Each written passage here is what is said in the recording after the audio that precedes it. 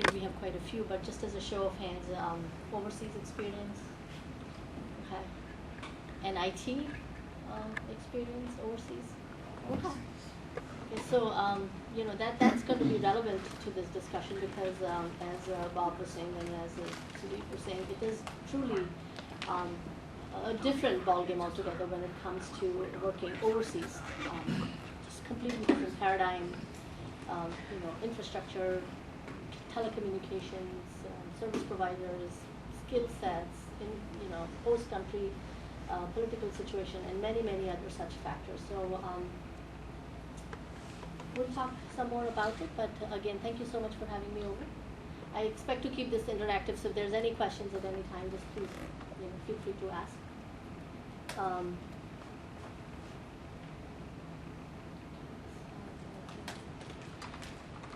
All right, we already went through this. There are some people with overseas experience and many very senior people, of course, also from USA, as I understand. Presently, not presently, but known to the current director of Peace Corps, right, Aaron Williams, so you have some history there. USAID, we constantly get compared to USAID, and very rightly so. That is probably the only agency in the federal space that Peace Corps shares a lot of business model with. It's modeled on the same concept. They are also in many, many different parts of the world, in remote places as well, as is Peace Corps. But the one thing to keep in mind about USAID is it is an extremely large agency. While they are small from employee standpoint, they hire a number of contractors, many, many more contractors, and their budget is a lot more than Peace Corps. Peace Corps' budget, as our CIO likes to call it, is literally a rounding error for many agencies. That's how small Peace Corps' budget is. So it is a particular challenge to an organization such as Peace Corps, which has to support its mission overseas at post with very little, both from monetary perspective as well as from resources perspective. We do operate under the umbrella of Department of State overseas, and we are part of their interagency agreement.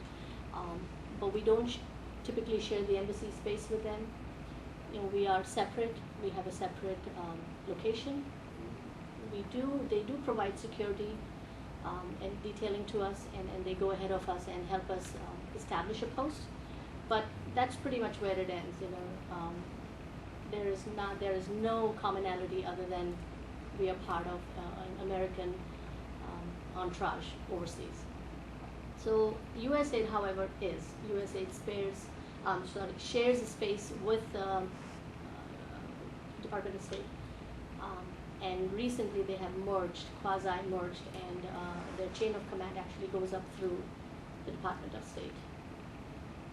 So they are slightly different. That's why I like to think of Peace Corps as very unique and operating in its space, in the same space as many, many other organizations, but with a fraction of the budget and very little resources. So I'm particularly proud of that fact. All right. So as most of you know, Peace Corps was established in 1961 after President Kennedy gave a rousing speech at University of Michigan, asking Americans to serve, in public life, and more importantly, to take the mission of America abroad. And Peace Corps is a result of that speech.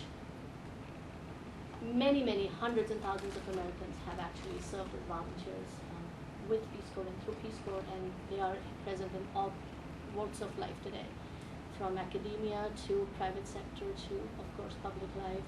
Our current director of Peace Corps, Director Aaron Williams, as some of you know here, is what we like to call an RPCV. He served in Puerto Rico. I don't remember the exact year and for what term he served, but he's an RPCV, as is our Chief of Staff, Stacy Rhodes. We at Peace Corps like to believe that the world is made up of either RPCVs, which is returning Peace Corps volunteers, or people who will volunteer at some point in time in life, because it's really is never too late to volunteer. So just out of curiosity, has anybody volunteered here before, either through a federal agency or through any other means? Domestic volunteering overseas? You have? Well, I mean, it was more like a community service program. Okay. Okay. I'm in AmeriCorps. You're in AmeriCorps. Okay. All right. So yeah. So there is, so yeah, lots and lots of people volunteer. And we're fortunate to celebrate our 50th anniversary. In fact, there's going to be a ball game this Friday where Director Williams is going to throw the first pitch, and Peace Corps is going to be recognized for all that the Americans have done and continue to heed to public service for a period of time. So Peace Corps really has three simple goals in support of its mission, and they are helping the people of interested countries in meeting their need for trained men and women, promoting better understanding of Americans on the part of the people served, and vice versa, promoting a better understanding of other people on the part of Americans. And that is really a very powerful mission, and we continue to do everything and then some in support of those three goals and mission of the agency. So we obviously volunteer through our volunteers. That's what the mission and business of Peace Corps is. It is at its posts. We are headquartered out of Washington, D.C., and we have 9 regional offices in the continental United States, but our mission and our business really is our volunteers at the post. And it is a life-changing, life-defining experience. So I've heard, I am part of the staff of Peace Corps, and I hope to volunteer someday. I haven't done so yet, but it is. And what really makes our volunteers different than any other organization is that our volunteers work on a very granular level within the community they serve in. They literally live and work among the local community for a period of 27 months. And they speak the language, they live among them, they live like them. They are they live wherever they live. It's not like Peace Corps volunteers have separate quarters, or they are 10 miles away in a better part of the country, or they have more amenities or facilities. It's nothing like that. They actually live right in the middle of the community, and I have been to posts, and I can tell you that's exactly how it works. So that's what really makes Peace Corps very different. Now, one other unique thing about Peace Corps is that it pays its volunteers to volunteer. Very, very unique. You expect people to volunteer out of the goodness and goodwill, and they do so, but Peace Corps actually pays a stipend to its volunteers. So that's something very unique about our organization. We work in primarily 6 areas in the field: education, health, youth, business development, information systems, communications, of course, and technology, agriculture, and environment. Those are our primary domain areas of service overseas. To prepare for life overseas, our volunteers are provided training in all aspects. That includes language training, that includes, of course, cultural sensitivity training, cross-cultural training in the area that they choose to volunteer, and any technical training that they require to perform their work. There is a huge initiative underway at Peace Corps right now to train up, focus in and train up. It's part of the reform movement of Peace Corps. As with any organization, Peace Corps is also trying to evolve. The mission, actually, I don't know how many people know, but Peace Corps was founded on the premise of term appointments, which means you come in for a minimum period of 27 months, just like your volunteers, and you may get extended. In fact, about 50 to 60% of people get a second term. Now, I'm talking of the staff side now, not the volunteer side, but the staff side. You are offered a second term, which is another 2.5 years. So typically, on an average, people are there for 5 years. Then there's a very small percentage of people who may actually get a third term. But that you really have to be very either good or be contributing in a manner which is most beneficial to Peace Corps. And then if you're so lucky, you may get another 1 year. So at some point in time, your life does come to an end at Peace Corps. And the reason for doing this is not because people are not valued at Peace Corps. In fact, it's just the opposite. I was talking to some people here and I was telling them it is a tremendous strain on Peace Corps as an organization, because of this constant turnover. We turn over not only at the staff level, we turn over at the executive level. Our executives are political appointees. And they turn over with the change of administration. I have heard, because I'm still in my first term, I've been there a year and a half, I haven't seen this, I hope not to see it again, but I've heard that they literally walked out the door as the administration takes effect at White House. So it is a real challenge for Peace Corps in terms of leadership at the staff level. Like I said, our average rate of turnover is 24 to 40% oftentimes, and especially in IT.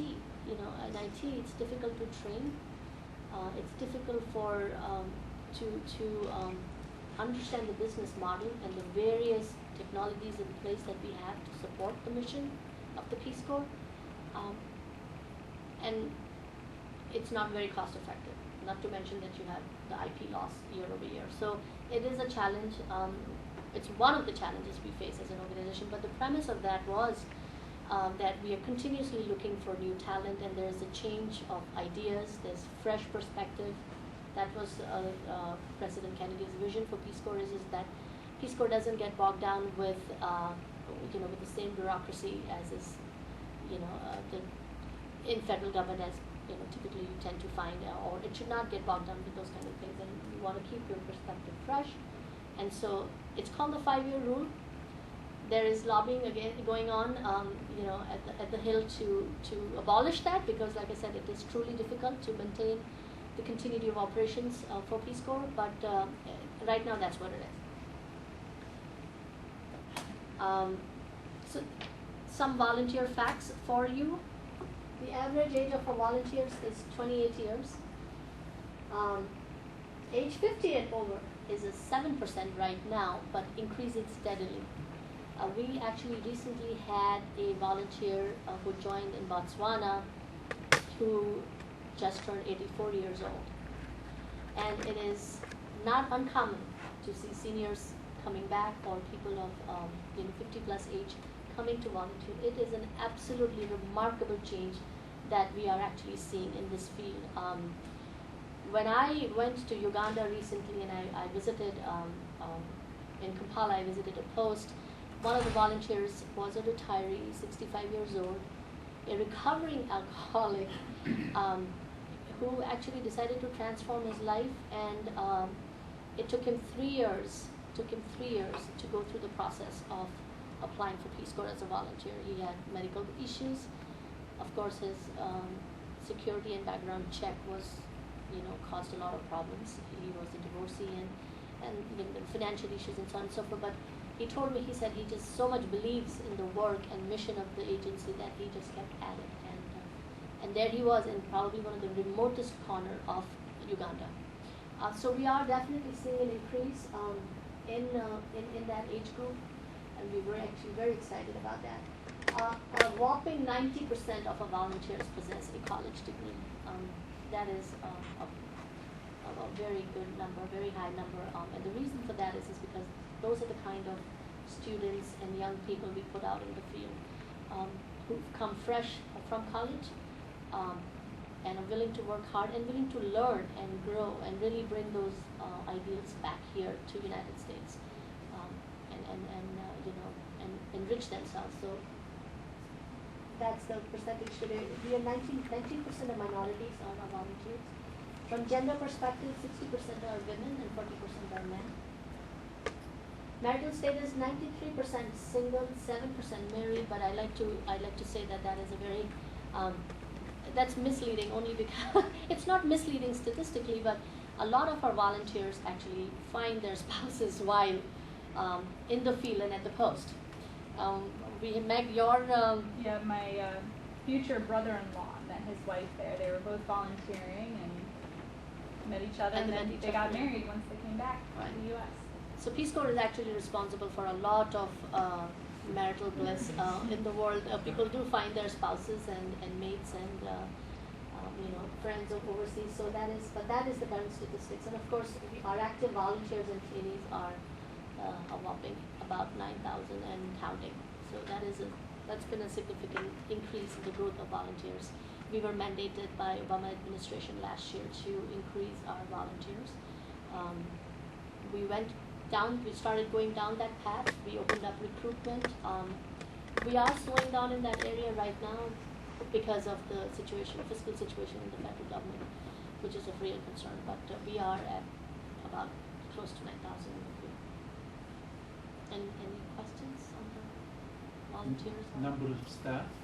Number of staff is about 900. Actually, I take that back. It's about 700 now, because we closed some posts and we're closing out some offices. But there are about 700 staff at the headquarters and at the regional recruiting offices. We have 9 regional offices in the United States.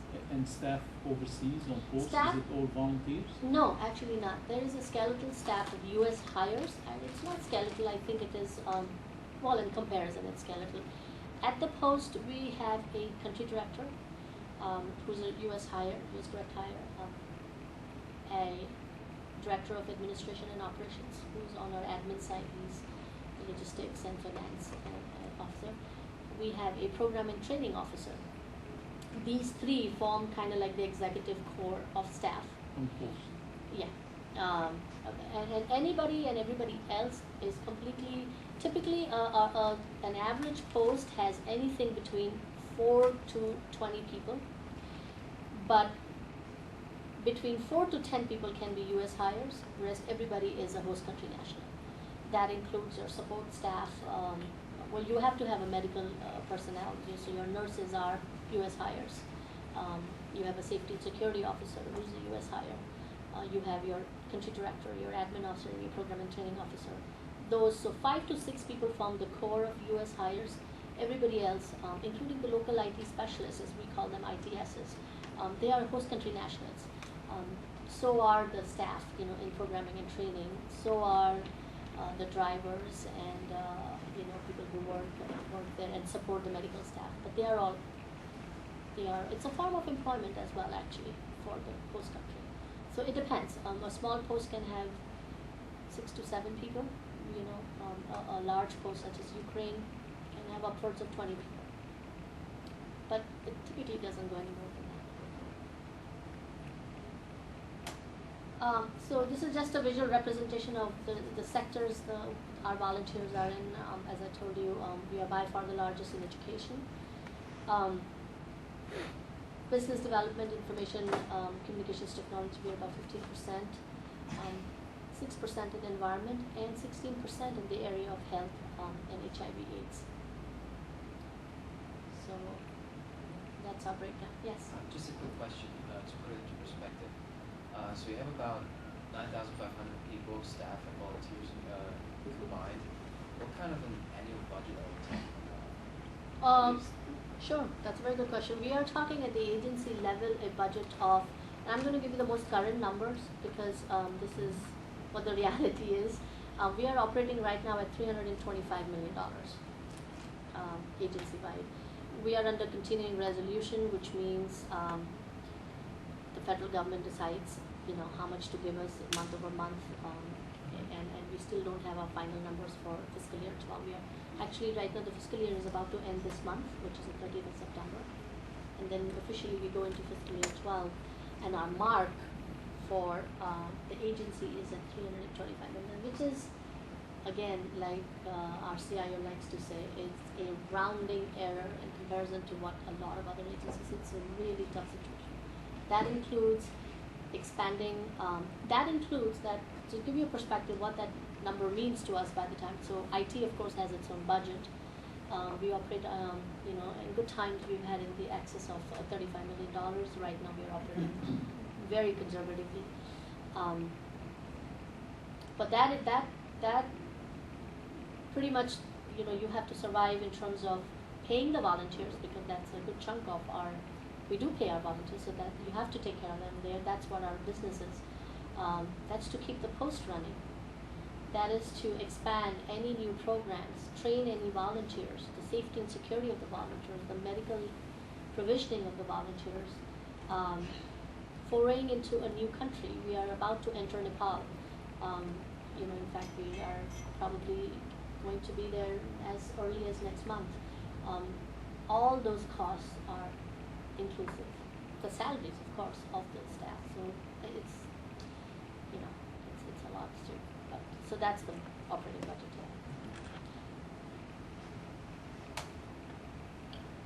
Where do our volunteers go?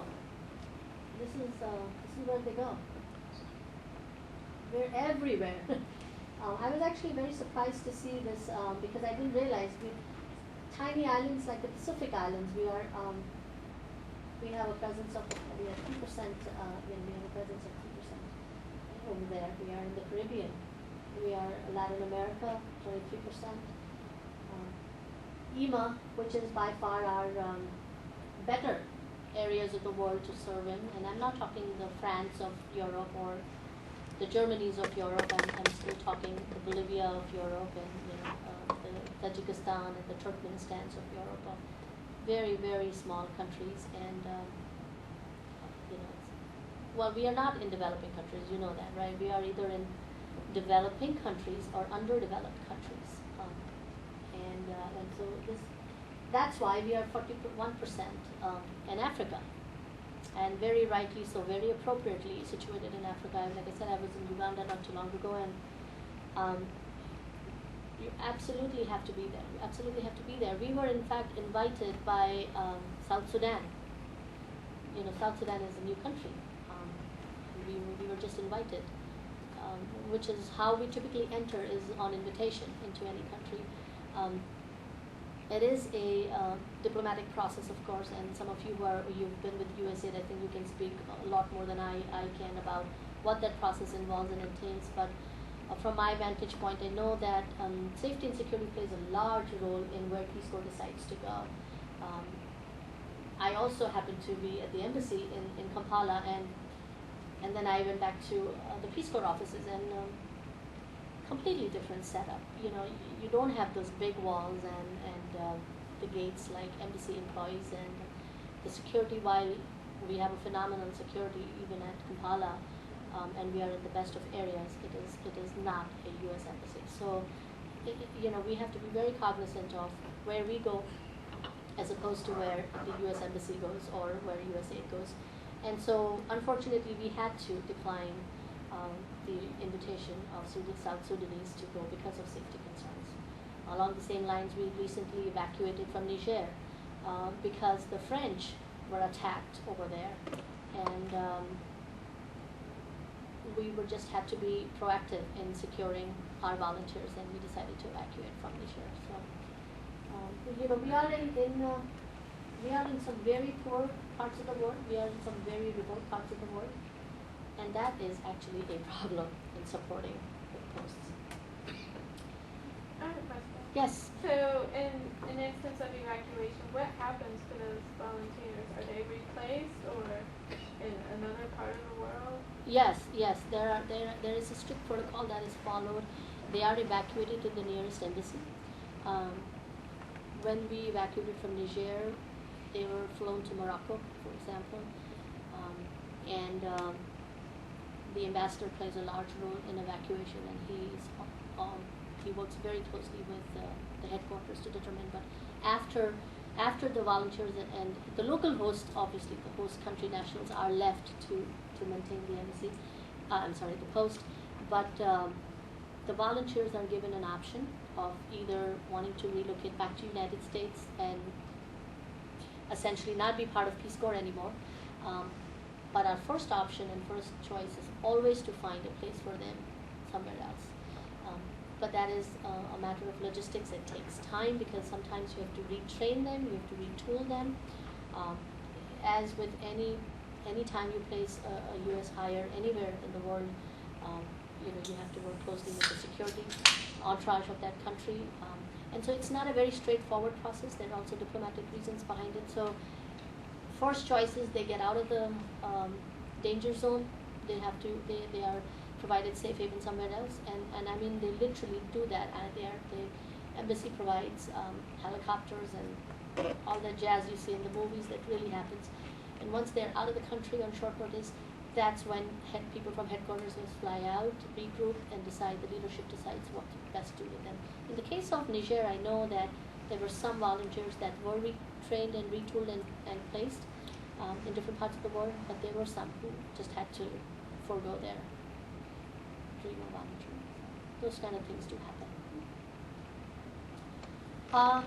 So we do have, obviously, as a result, a global IT footprint. We have 25 country offices in the EMA region. It also is one of the regions which has probably one of the better internet connectivity infrastructure. IAP, Inter-America Pacific, depends on where in IAP you are.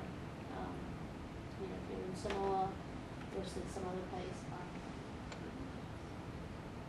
At best, you can say that it has good internet connectivity with it. Africa, no question, very, very poor infrastructure, poor internet connectivity. We also have 40 offices in the region, in the continent. And of course, we are, like I said, at the headquarters. We have 9 regional offices. Network and connectivity is a non-issue here. And so, you know, the comparison is really looking at very poor places in some very remote parts of the world, and then you have Europe, where there is significantly better provisioning of infrastructure, of services, of internet connectivity, and yet you're rolling out the same information, the same platform, the same hardware, the same applications, the same technology. So how do you balance it? And that really is the challenge for us.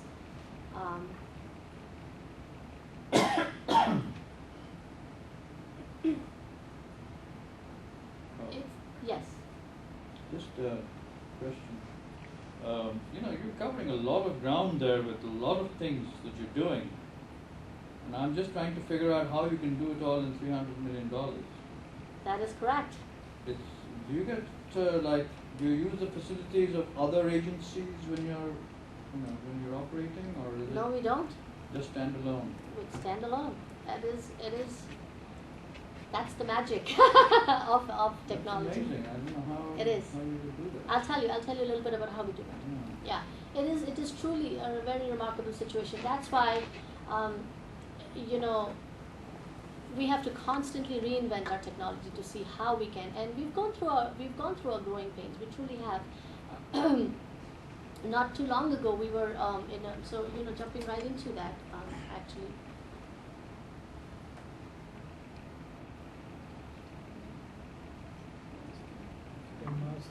Yeah, it's. Oh, I found it. How do we do it? We do it through a combination of technology and people. That's how we do it. We have to be very careful in what we provide and how we provide. It used to be, like I said, until not too long ago, that we had literally 75 to 90, depending on, you know, some of our posts, like I said, there are 40 offices. Some of them are satellite offices, so they're not expected to be connected to the internet, or they just provide a volunteer workstation where, you know, the volunteers can come in and you know, do their stuff. But we have at any given time at least 75 plus posts that are operational around the world in the region and need to be supported, are up and running. It used to be, not too long ago, we used to have standalone technology systems. In other words, a small business server and, you know, a mini data center, if you will, at each post,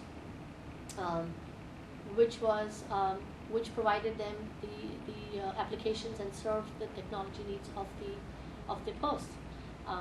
As you can imagine, it was a nightmare for us to manage that operation, because now you have literally it was a post-centric model, but in a way that was very difficult for headquarters to support them. They were at the time they were on the right architecture because Microsoft Small Business Server was just fine for their needs, but as the volunteers grew in numbers, as we needed more applications, as we needed now a safety and security applications, now we needed to keep the medical records. We used to be a very paper-based organization for exactly that reason, is how do you manage it through technology? And then we woke up one day and realized we were spending millions of dollars in simply the post, the mail that was being sent. It would come here for signature and go back to the post, and it would come back here, and then it would go back, and so on and so forth. The invoices would come here, but the post has to pay its host country nationals locally. It has to maintain its database locally. It cannot always rely on the mail. So it was very, very cumbersome for us. So we did put some investment. We had to do that. Everybody has to. If you have to achieve, you have to invest, and we did the investment. We now have a globally connected network. Now we are actually heavily utilizing virtualization overseas, and that is a very unique way for us to provision new applications fairly quickly. We still maintain one server per post. We are in this dilemma where we would ideally like to get rid of the physical footprint overseas completely. Well, that's what we are doing here right now, data center. I'm actually leading our virtualization effort under the mandate, 25-point federal IT mandate, which requires federal agencies to go green. And we are in the process of doing that. We heavily leverage that here. But what do you do overseas? We ideally, if we were in a perfect world and bandwidth was not an issue, if connectivity was not an issue, they could simply just come to headquarters over the pipe and access our applications from here. That would ideally completely remove the need of a physical server overseas. But we're not there. We probably will not be there for a long time. And we cannot be there actually, in fact, for Peace Corps, because we don't want the post to be so tight to the headquarters that if there were a disaster at the headquarters, that the post operations would come to a halt. You cannot let that happen. The continuity of operations at post is by far more critical than the continuity of operations at headquarters. Not to undermine headquarters, because we do have a DR site in Atlanta. I was just there last week, returning from there, and like any agency, we invested in that. We had to, but we do it very smartly. I actually was at USAID's disaster recovery site, which is in Virginia. And I tell you that it was a room like that, and there were computers, nicely stacked, and they had a phone a phone next to each PC, and they had these big screen, flat screen TVs for executives to see the metrics and flashing screens. And so they clearly have invested a lot in there. Our data center in Atlanta is actually riding the space of our RROs. Atlanta is one of our regional offices. And so instead of leasing a completely separate space, for example, for our disaster recovery site, we decided to carve out a room in Atlanta regional office on the premise that if something happens to the headquarters at Washington, D.C., we are still far away. And we should be able to, even if we had to drive, literally drive with tapes, data tapes in our hand, we could still get there within 24 hours. So those are some of the things we kind of have to balance as to what we do. USA told me, they said they have data centers between here and, of course, the DR site. While it was there, they have many failover points across the country. They can do that, they can afford that. But then, their mission is slightly different too. So I'm sure if something were to happen, President Obama would say, according to FEMA rules, USAID is one of the top 5 agencies that has to provide a recovery and reconstitution. Peace Corps, probably he will not think of Peace Corps as one of those agencies. So it depends. It depends. We don't want to do things unnecessarily where we are not required to be that. progressive. If we use conservative ways and still get the same results, we will use conservative ways. And that's what I mean by saying we are smart about how we leverage technology. In this case, it was still an investment. We are still actually standing up our DR site, but we are using a lot of virtualization, to and network-based storage, and that allows us to use efficiencies and gain the same amount of output as we would expect from having 3 different failover sites within continental United States. So some of those things, for example. The other thing what we did is, like I said, going back to the post, what we've tried to do is we've tried to connect the post globally to our domain. We heavily leverage Microsoft. We, in fact, at the headquarters we use VMware for virtualization, but at overseas we actually use Microsoft's Hyper-V for virtualization. We have standardized our list of equipment. Our server is spec'd to the needs of the post. We provide where there's a standard router that goes with every every pallet of equipment when we are setting up a post. We we advise our posts to get UPSs, depending on what country they are in and what the situation of electricity is. Have generators and backups in cases if it's as applicable. They have VoIP technology there. The biggest problem that we face is the bandwidth, and I'll get a little bit more in that. But what we've done over the years is, and we actually, as we speak right now, we have a contingent of Africa IT specialists in training at headquarters for 2 weeks, because that's what we do. We train our post nationals who provide our first level of support to the post on a daily basis in the new technologies. They are here right now for training, and we have connected the post to our domain to the extent that we can troubleshoot for them at any given time. The account management, the security aspects, the configurations have all been standardized. We can remote in from any time, any of the servers, and we can support them from here. But at the same time, we have to allow them the flexibility of continuing their operations should the headquarters go down for unknown reasons. We just had the hurricane Irene. We were hunkered down completely here at headquarters, but we were ensured that our posts were not affected. So it's a balance for us as to how do you do that, and we do that by giving them local applications to allow them to continue to operate and support their mission. They have local servers. Every host that we put out in the field can support up to 8 VMs. That's the capacity we provide to them. They have their own local mailboxes. They have their own databases locally. They have their own file share for documents. They have their own document management systems, and all the mission critical applications reside locally on their application servers at the post. What they do that and sync back to the headquarters. That allows them the continuity, and that allows both the post and headquarters to remain lock and step at any given time. That's what we do. And that's how we manage them, because otherwise we found that giving them complete autonomy wasn't the best thing to do. It was an operational nightmare for us. Having them completely dependent and tied to us, and we being their lifeline, was also not in the best, it was not good for them either. If something happened to any one of us or the headquarters came down, that wouldn't work for them.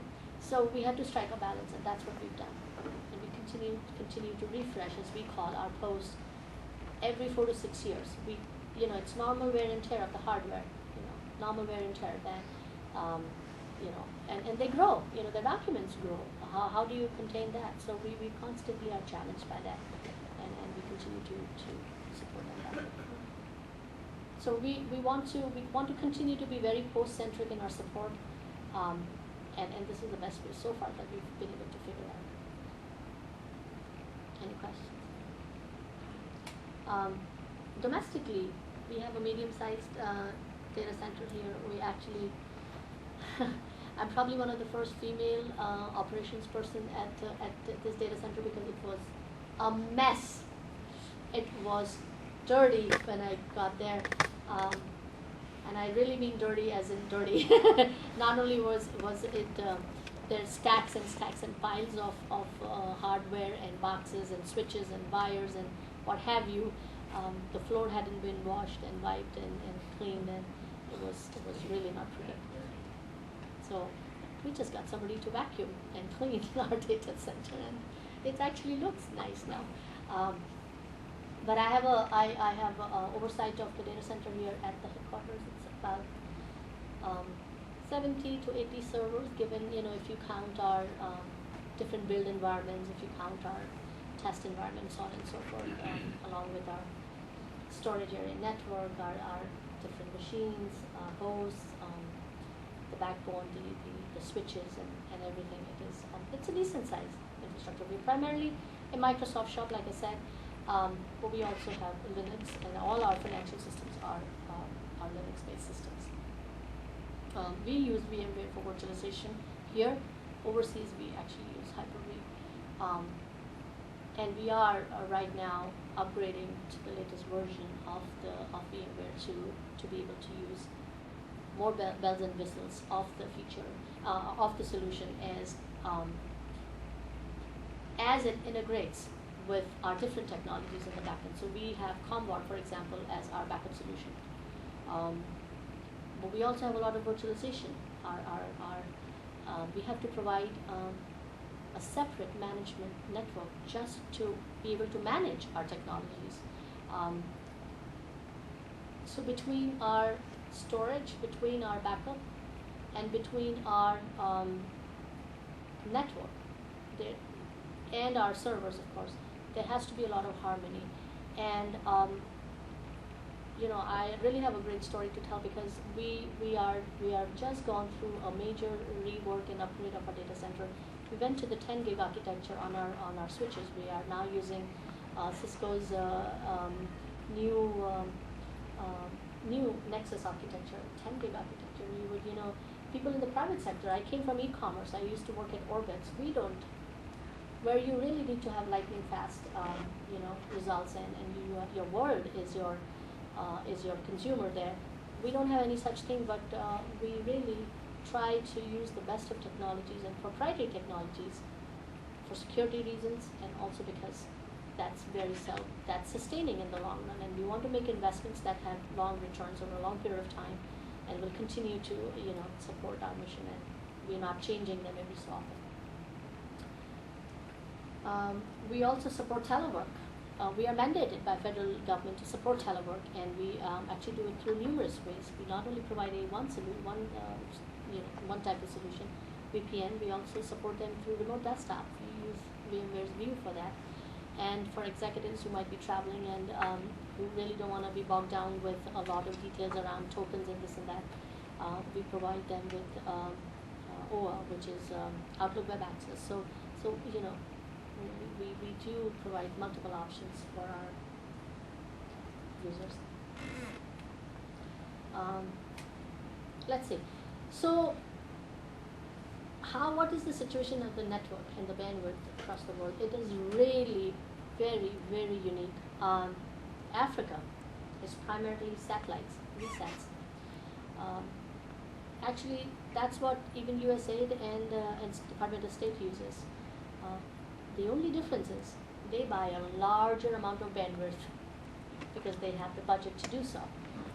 We cannot afford that. So our bandwidth, we share bandwidth in Africa, for example. It's actually a very, very expensive proposition for us, believe it or not, but we don't have any option. So we share bandwidth in Africa, and almost entirely, the entire Africa is VSAT today.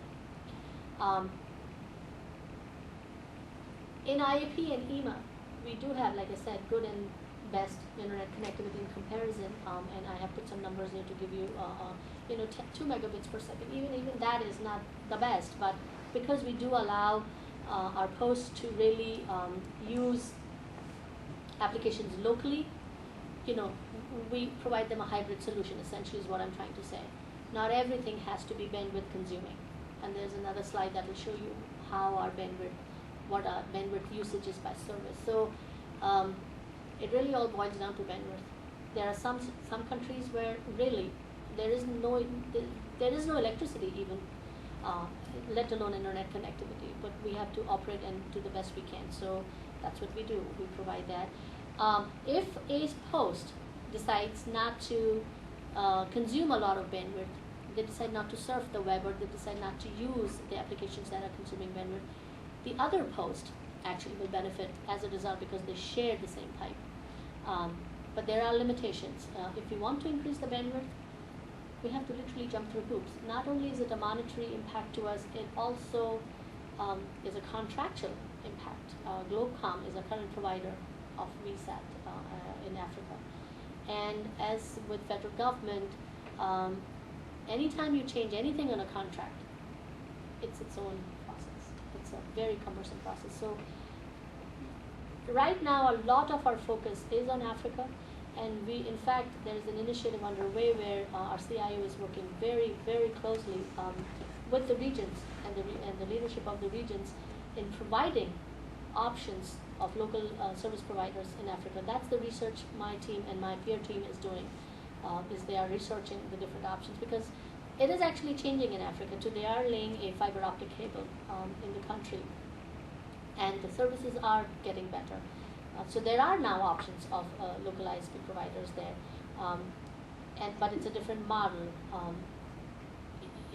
So where possible, we work in concert with our post to see, give them the various options, and we actually have to educate them to say, listen, this is how much you're paying right now for satellite, this is how much you're going to pay for an ISP, what are the benefits, what are the pros, what are the cons, and then work with the leadership at the headquarters to make the decision. But over a period of time, it is our goal to change that in Africa, because they are really suffering, and we are actually also trying to move a lot of things to cloud, but that is really not going to significantly change things for them in terms of performance and latency, because they're still going to have to go up and down.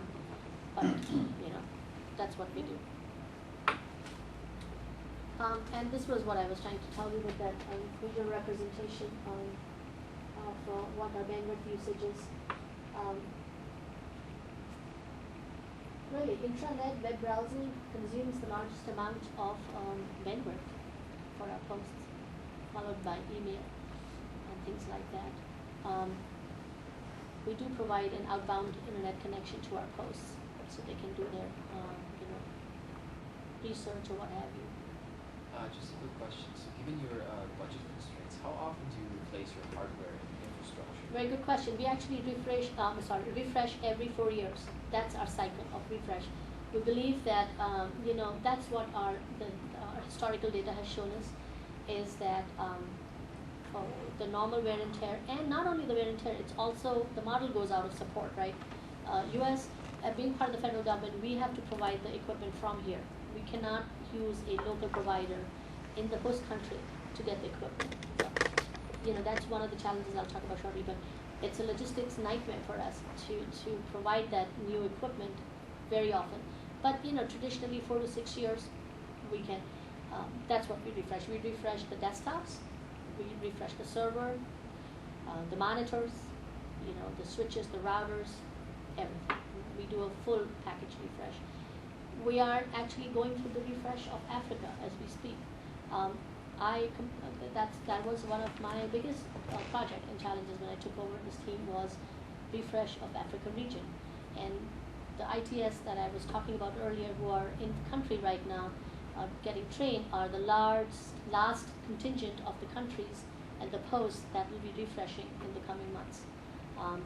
It was millions and millions of dollars of proposition. Travel, new equipment, training, everything included. It is very expensive. We are actually contemplating reinventing that whole process because of budget constraints. So it is possible that in the next cycle we may not be able to refresh IAP, which is now coming up on it's cyclical cycle, refresh region by region. And so Africa rolls out this year, and then we were supposed to start IOP next year, but that's been put on hold. Budget constraints. And so what we try to do is we will now, our maintenance will increase, and we are looking at ways of reinventing that whole process. Maybe it means empowering the local host country nationals to a point where they are able to troubleshoot it better, and extending the warranty support on the equipment, things like that. But that's the typical cycle.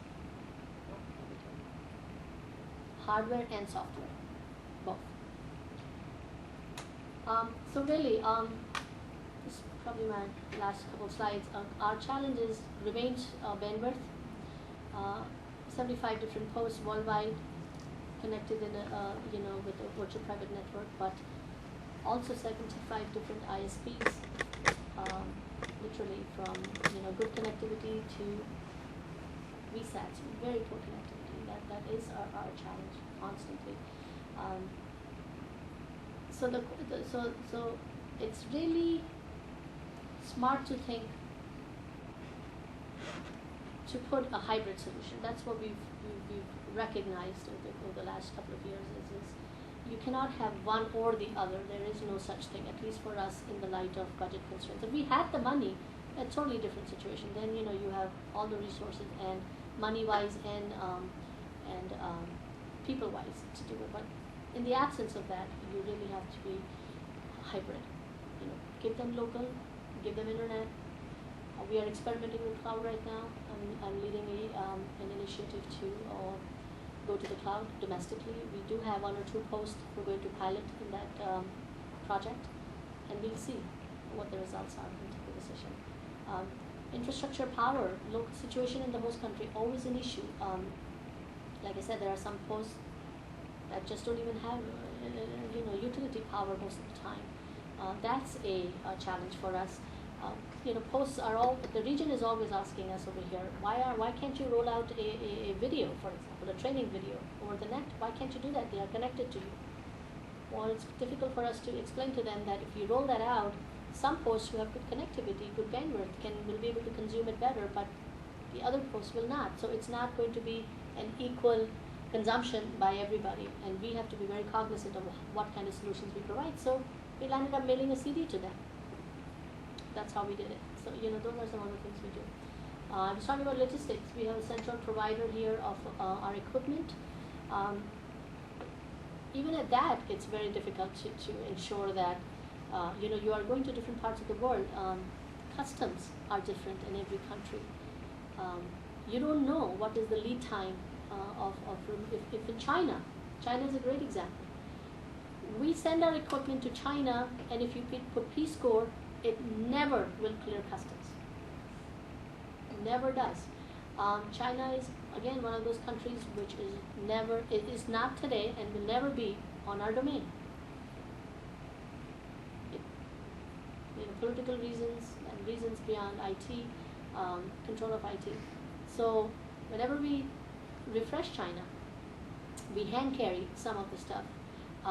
We also involve the embassy, and somebody from the embassy has to go clear out our equipment. Some posts are so small that if you send out the equipment, let's say there are 40 people at the 20 people at the post. Actually, I misspoke earlier. I think there are posts that have up to 40 people oftentimes, so there are posts like that. You send out equipment, for 40 people, laptops, monitors, desktops, what have you. They don't have enough storage room then there is theft involved. Recently, I had an incident where our entire consignment to Botswana got hijacked. The driver was beaten and thrown on the side of the road, and the truck was stolen. Now, federal government doesn't insure its equipment. What do? So the providers build in that cost, and so we were able to reorder at a small premium, which then again got stolen. So we had to divert the truck from another country in South Africa to Botswana while we work the logistics of refreshing this post. So there are many, many such logistics issues that we continue to deal with, which are completely beyond our control, and believe it or not, doesn't seem like an IT-related issue, but it very much is. You know, you could have air freight, you could have pouch, you could have DHL. How do you send? Things are, you know, depends on the airlines, the frequency with which they travel to the country.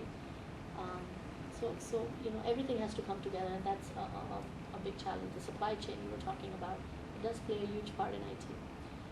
Host country IT specialist, skill set variation. Clearly, we have some rocket stars, rocket scientists, rock stars, and some of them are not the greatest or the best, but they are very much part of our organization, and it's our job to support them and train them and support our posts. So that continues to be a challenge for us. We automate things, standardize our configuration, standardize our operating procedures, standardize our platform wherever possible to remove the human dependency and human element, but we cannot, you know, be completely removed from it, especially because the host country nationals are dependent on their country's infrastructure and training facilities and educational system to educate them. So it's a fine balance. And of course, this ongoing dilemma of how do you provide 24/7 support to the post with a very, very small staff over here. So we heavily rely on our ITSs for that. So while we've come a long ways, I think, in utilizing our technology, like I said, we've heavily leveraged virtualization, we've heavily leveraged the state-of-the-art next generation routers and switches, and we try to keep our post operational and up and running. There are some things which we'll never have an answer to, but that's okay. That's okay. I think we continue to reinvent ourselves. And really what's next for us is continue to adopt new technologies. We are piloting tablets at Peace Corps, believe it or not. Maybe we'll be able to someday integrate all our volunteers and actually give them a tablet. Most of them actually, some of them do. When I was in Kampala, I saw that they all had their own laptops and all. Of course, they couldn't use most of them in the field or at their locations. They had to come to their posts, their local offices, to be able to take advantage of a big city connectivity. But you know, we also have to look at our executives and our regional offices and give them the best of technologies. So, and our, what we call as our FBRs, field-based recruiters, give them the ability to travel to universities and hire new recruits and new college people and give them, you know, the latest of the technology. So we are piloting with that. We're also piloting with Skype and federal agency. Congress passed, apparently, quasi-passed a law or said that yes, they're ready to accept the risks of Skype, you know, their communications in our environment. They are very, very risk averse, obviously, but you know, you'll never catch up to private sector if you don't innovate. So we are piloting that right now. So we're moving to the cloud. We're trying to see what USAID did to move its email to the cloud. And actually, to that effect, I actually met with State Department people because they have their own, of course, they are the providers of cloud to the federal agencies, so the model is different. And they actually want US agencies overseas to ride on their backbone, on their networks. So, you know, I was talking with them a few months ago to see how they are going about it. And of course, they have an army of people dedicated to that effort. So it's a completely different paradigm. We are actually moving to the cloud with Office 365. I just got that approved, and the pilot is about to get rolled out. It's very excited about that. We'll see how that works for the agency on a small scale, and then right now we're rolling it out to headquarters as well as 2 posts, one with the good connectivity, one with poor, and then we'll see the experiences and we'll learn from that, and then so baby steps. And of course more standardization, more emphasis on security, which is always a concern for any federal agency, but more so for us because our volunteers are our you know, front and center of our mission. So yes. When you talk about moving to the cloud, you're in 75 different countries, so are you requiring your vendor to co-locate in those countries? No. How can we? We are using Microsoft, for example, right? Microsoft, we don't know where they are. We really honestly don't care to know where they are. We just want to know that they are FISMA certified.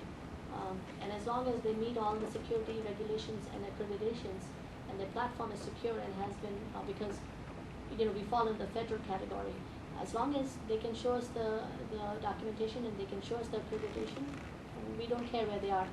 It's up to us to design the accessibility to the cloud in such a way that is least invasive to our users. So for example, for now, we are providing a single sign-on solution through the internal Peace Corps network. So, because of two-factor and things, you're not allowed to go out to the internet and to the cloud. You have to first come into the net. And then, I don't know how many people have heard of the TIC initiative? TIC? It's the latest buzzword in the federal space, TIC.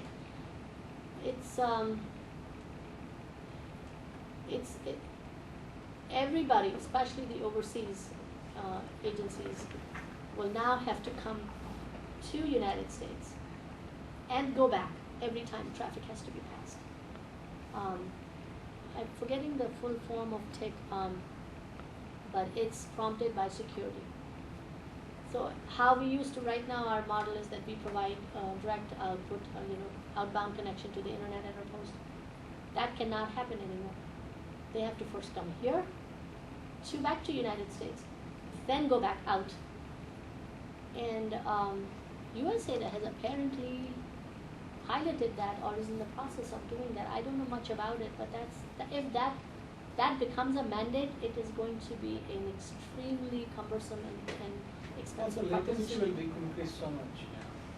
Absolutely, latency is gone. I mean, you're looking at them coming back, and then going out again. So I don't know how we actually met with USAID last year. That was to say they obviously had contracted that initiative out to somebody, and we met with them to say, can you share lessons and lessons learned and your experiences? But because of the cost associated with implementing TIC in our networks, we decided to shelve it unless somebody came and really beat us on the head with it, saying you have to do it, have to do it. But the dilemma with the federal space is, in terms of security, is Peace Corps, an agency like Peace Corps is very small, and yet we are kind of like lumped with the, against some of the larger FEMA. I work very closely with FEMA during disaster recovery, which is a federally mandated exercise for us. And they come in and they have a checklist, and they ask us things like, okay, so where is your meal plan? Where are your stashes of food and pouches of dried food and all for emergency? And we said, well, why? Why? We don't need it. If there's a disaster here, we'll let our people go while we reconstitute, and then we have provided them enough telework capability that we will recover and they can telework. But we don't have, it's not happening at the post, it's happening here. So we don't keep pouches of refrigerated meals, but unfortunately it's one of the checkpoints on their checklist, FEMA's. Where do you have underground bunkers? They asked us last year. We said, well, we don't have underground bunker. We don't need to. We don't keep any any sensitive, national security related sensitive information on our servers. We do share some sensitive information with Department of State, but that's a very small fraction of our this thing. And this is a trust bit. So it's one of those things where we struggle, and we failed the FEMA disaster recovery certification last year because a result of that one checkbox that said, where are your refrigerated meals for your people? And we didn't have them, or we were not in any underground bunker. Well, we told them at that time we were in Atlanta, and they said, no, we want to see you underground in some nuclear safe facility. And we said, won't happen. So it's one of these things. But that's all I really had. I don't know if there are any questions. This is a very kind of parochial question. Could you give us an idea to the extent to which your agency uses outside contractors? Um, Not just IT, but um, overall? we do use outside contractors, but we do that very on a discretionary basis. Our model is not like USAID model where we have, our work is primarily done by contractors. It's the other way around. I'm not sure if that is a good model or not, because we are a term limited organization, of course, like I said, and we have we experience a lot of turnover. But up until now, we do use a lot of vendors for security, our IT security area, because there's a lot of penetration testing that will have to be done, a lot of independent validation of our controls, per the NIST requirements of NIST. All those FISMA controls and all those POAMs and all those security controls have to be tested. So we tend to use a lot of more, I shouldn't say a lot, but more vendors and more contractors in the area of security. Sounds like an oxymoron, but actually we do. But on regular, I do have, for example, 2 contractors in my team, my own staff. One who manages our exchange infrastructure, he's our exchange administrator. One who actually handles the financials on Linux side. But it's not a cultural thing at Peace Corps to have contractors. For I don't know if it's for historical reasons or that's just the way it is.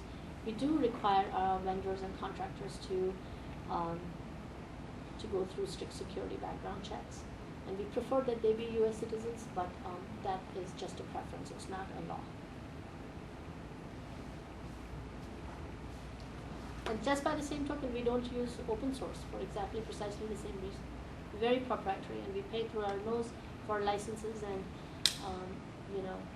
upkeep and maintenance, but we are a little scared. Contract received for IT in headquarters or over Overall. agency in the field? In the program. In the program, Run, not we just do. the IT. Sure. So that does change some things. Of course, there's overseas is a completely different paradigm. We do use contractors overseas. What kind? They're primarily in the admin staff. They have we have contracts with local providers for example, jeeps and automobiles and vehicles, things of that nature. Is it safe to say from your presentation, if I know nothing about the Peace Corps, that what you deliver in the field is only the bond, only the staff and the knowledge? You don't actually perform a function in the agribusiness or No, HIV? no. Do you deliver services, or do you deliver the volunteer to do awareness and training and outreach? We do. You We do do. the outreach and the training. But Absolutely. Do you deliver services, the program? We do. It's on a scale of it's through our volunteers, of course. So in some areas, like right now when I went to Uganda, we had 3 volunteers in the field of healthcare, and they were working and delivering. And I mean, when you say deliver, are you saying set up like programs? Our staff, our post staff is responsible for working with local communities in identifying programs. So, for example, in Kampala, our volunteers were working after our local staff, such as our program and training administrator that I talked about, program and training officer. They are the ones who actually work with local community leaders to identify programs. And then the volunteers are inserted in that program to actually provide the services. And training, education is all about that. So if we take, for example, healthcare, Peace Corps does not set up a clinic and provide healthcare services. No. Peace Corps would help the locals or the Ex- host country to set up the clinic, including its supply chain, and deliver the healthcare services, but Peace Corps would embed the volunteer to help them get it up and running and run it. Correct. But Peace Corps does not deliver the healthcare No, service. Peace Corps will not do that. Peace Corps is actually not allowed to use its logo anywhere in the world. It cannot advertise itself as a, it really works under the radar. It works very closely. Our programming and training officers, our PTOs, their job primarily is working with the local community leaders in identifying, and with the, the Dr. Williams, of course, at his level will work with the elected leaders to see which program will best serve the needs of the country. But no, we will not, like you said, we will not go and set up a clinic. We will not provide a brick and mortar type of facility. We will provide the services and support of. I have a few questions. I didn't take any notes, so they may sound from the left and from the right. But starting from the bottom up. We're running out of time, so just one last question, please. You can ask Dr. right Okay, afterwards. we can. Yeah. From the bottom up, are the volunteers mostly at post, wherever that physical post is, or are they in remote locations in country? So you take Uganda, for example, are they in Kampala, or are they remotely in Uganda? They are remotely at the location, embedded with the program, And in community. that sense, I know time is a pressure, so maybe we'll talk about it, but I'll ask the question again. Everything that you talked about, especially in the problem areas with connectivity, is a problem even at post, let alone in the remote locations. So the question would be, how do you deal with that volunteer? That's correct, In that because so our location, volunteers, for example, today do not have a domain account. They cannot. They're on their own. They're on their own. They really are. So that is exactly the way it is. So that's why the onus is on the staff at the post to really work lock in step with the business leaders and the community leaders to make sure that our volunteers are, because our volunteers are not in technology, right? The technology that we provide to our post is in support of their work to support the volunteers, to provide the logistics for the volunteers, to make sure that, if they need training, if their program is changing, if the program is expanding, if tomorrow they need 4 more volunteers, that, that's the technology we are providing. Our applications, the VIDA, Volunteer Information Database, something or the other, CIRS, Crime Incident Reporting System. Those are the applications we provide to the post. The volunteers themselves really just use many different ways. When I went to Kampala, I saw that one of the volunteers, the gentleman I was talking about, he actually literally had a whiteboard and paper that he was tracking the funding, the logistics of his dairy farm that he was working on, and working with the local priest and who was the leader of that village in completing his project. Those are the kinds of techniques they will use, because how can they use? They are literally in an area where there is no electricity, or they are in remote. They are 2 miles off of the main road, in the middle of a jungle. So it is that's the kind of work we do.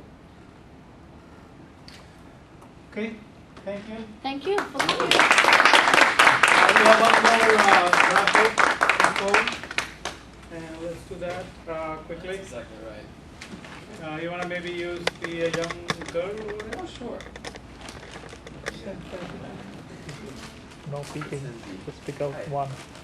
Wanna pick one more name? So name of the book is Accelerating Out of the Great Recession. How to Win a Slow Growth Economy. Yeah. Oh, Meg Benko, she actually left. Oh, well, you have to be here to win. You pull another one. Oh, that's too bad for her. There you go. We don't want to carry the book back. Right. Awesome. That would be Tyrone. Oh, right here. All right.